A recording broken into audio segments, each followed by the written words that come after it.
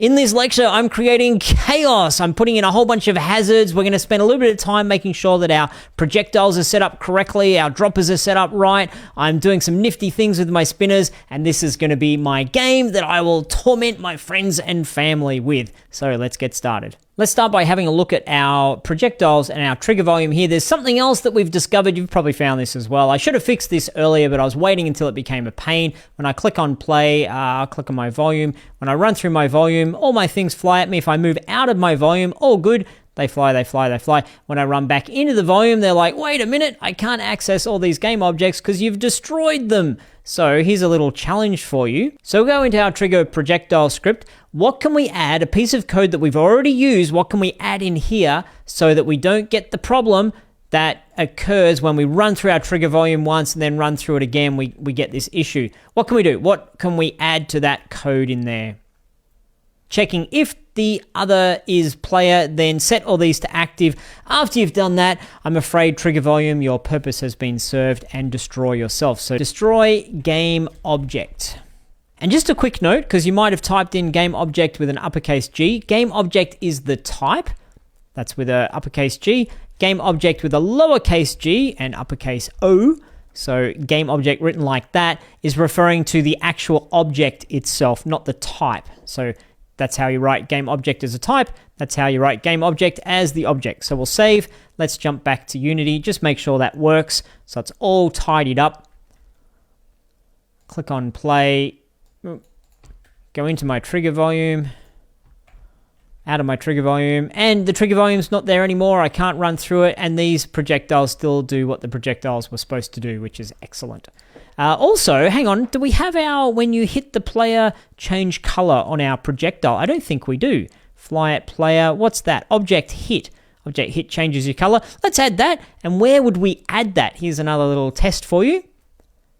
We'd add that to prefabs. We would find the projectile. Down here, we click add component, and we would add on the object hit. Object hit, let's test that as well. It should be only when they bump into the player. So here they come. Nope, nope, nope. Someone get the player. That one got the player. It changed color, and then it kept going on its destination. Cool. So we've done that. And because we changed it to the prefab, it automatically puts it on all of the projectiles. The last thing we can do here is we can make this whole trigger volume and game object projectile-y thing. We can make that one entire game object so that it's grouped nicely together. So if I right-click, create empty, and call this projectile hazard. That's a good name, projectile hazard. And just so it's nice and tidy, that's been put right into the center of my screen. I don't want that, so I could just right click and reset, or I could also find my trigger volume and I can copy. So right click, copy, position. Now go back over to our projectile hazard, right click on transform and paste, position. Now that will be exactly where my trigger volume is so that it's in the same spot. My overall grouping object here is right where my volume is. So let's grab the trigger volume, drag that underneath projectile hazard, grab these projectiles, drag that underneath projectile hazard as well. Now we've got this one projectile hazard. What's the magic thing we can do here?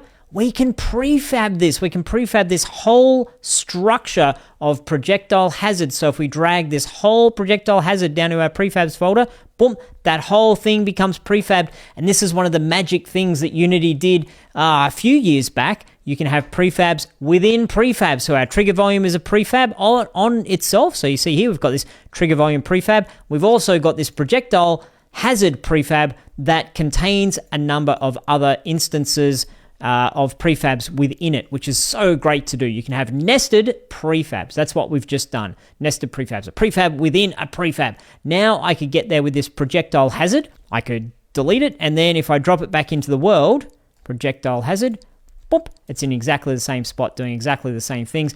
Did it retain what we needed it to retain? Is the trigger volume pointed at the projectiles? Yes, it is, which is great. Those connections all exist. You want to make sure that they still exist.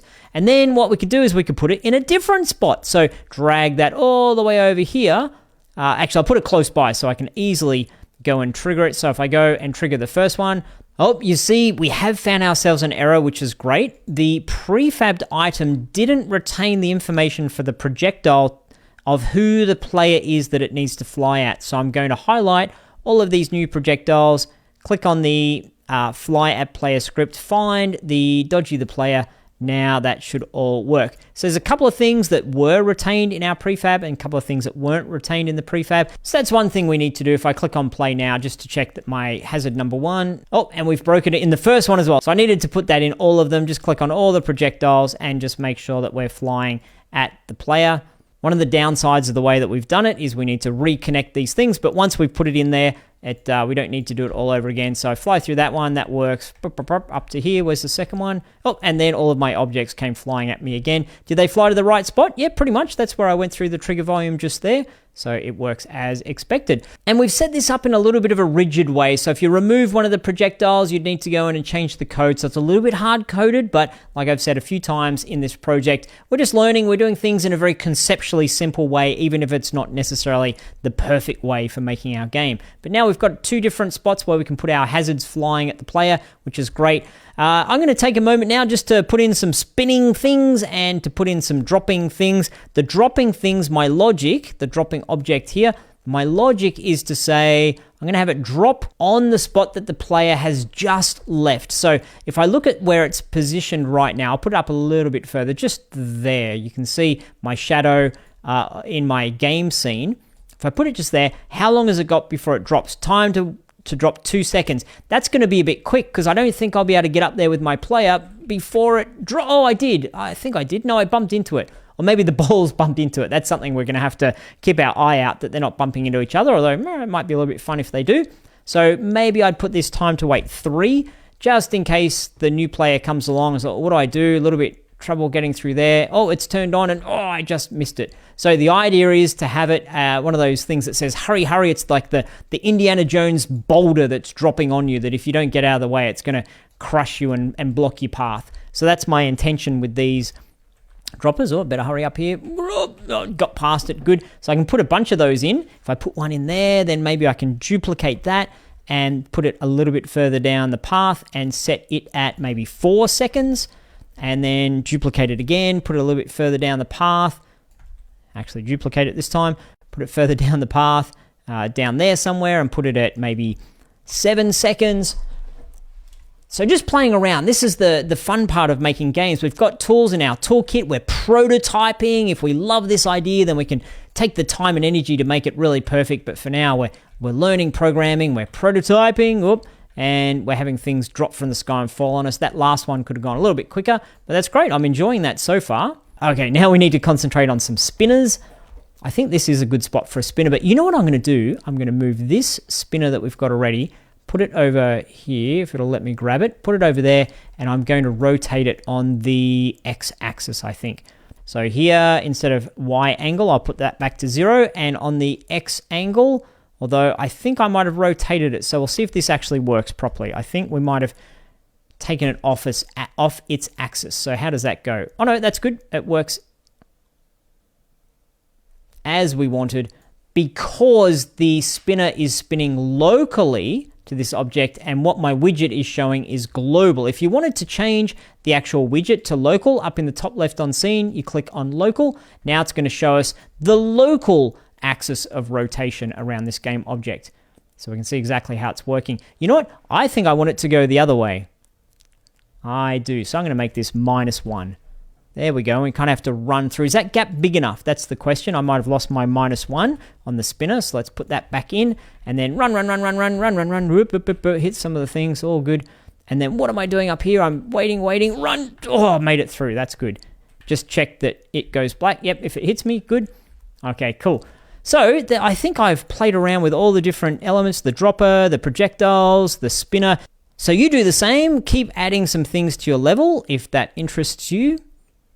Okay, I've been playing around with this for far too long, but I'm super enjoying it. I've added a bunch of droppers. You can see I did a little bit of set dressing and created a new couple of materials. You don't need to match my colors or anything like that. I really want you to make your own level and make your own materials and colors and have it laid out how you like it. So the player has to run through a whole bunch of obstacles. There's a little bit of background set dressing going on as well. I've fiddled around with stuff. One thing that I haven't pointed out at all, if you go into your game window and instead of free aspect, which basically means make your game whatever size your window is when you play around with it. If you switch this to 16:9, you'll have a predictable widescreen layout here. So when you click play, you know that it's going to fit a certain amount, no matter how large or small you have your window, it'll scale accordingly. So I've got a little bit of that stuff over in the side.